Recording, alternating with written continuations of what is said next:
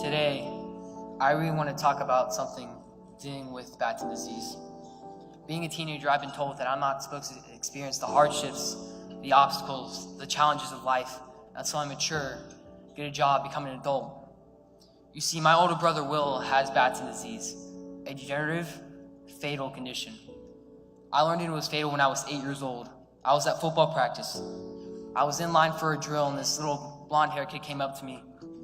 He said, "Are you Will Herndon's brother?" I said, "Yes." He said, "I'm so sorry." And what he told me next, you can't forget. It will never leave my mind. He said, "Don't you know? Your brother's going to die." And that may be one of the saddest days of my life. When I was around 10, I really began to grow in my faith with God. I truly began to trust God, and I learned that if I prayed to God, if I believed in God, that He would save my brother.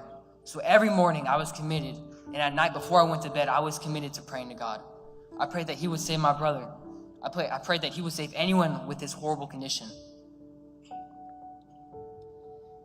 And I prayed Him each and every single day, and I hope you all will too.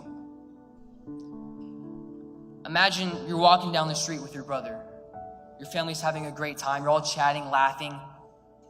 60 seconds later, your brother's on the floor having a seizure. And you look into his eyes, you see all the suffering and all the torment and all the pain, and you can't do anything about it. You just watch him suffer as you stand around, as this disease is literally killing your brother, and you can't do a single thing about it.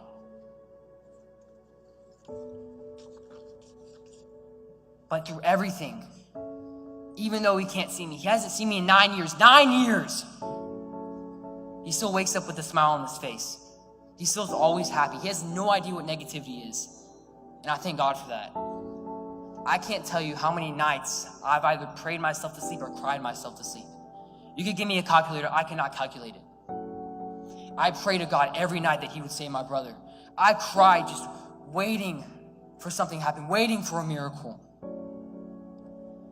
And I can't do a single thing about it. But you can. Just by donating $5, by donating $10, you're contributing to saving hundreds of children's lives.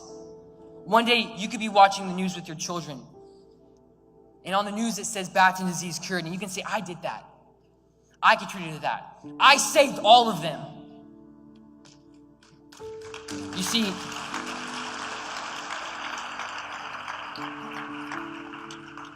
I want you to imagine, what if your child had this condition? What if your brother or sister had this condition? How bad would you want to save them? How bad would you want for people to donate to save their lives? Multiply that by 100, and you've caught a glimpse of what I go through every single day. And as this night progresses, I ask that you all just think to yourself that you're not only saving a son, a daughter, a niece, or a nephew, but you're saving my brother. You're saving hundreds of brothers and sisters in this world. I ask that you pray for my brother. I ask that you hope that he will be cured, that he will be saved and healed, along with anyone else with this horrible condition. And I'm telling you that God put Will in our lives for one reason, and I believe it's so that we can cure him. Thank you. God bless you all.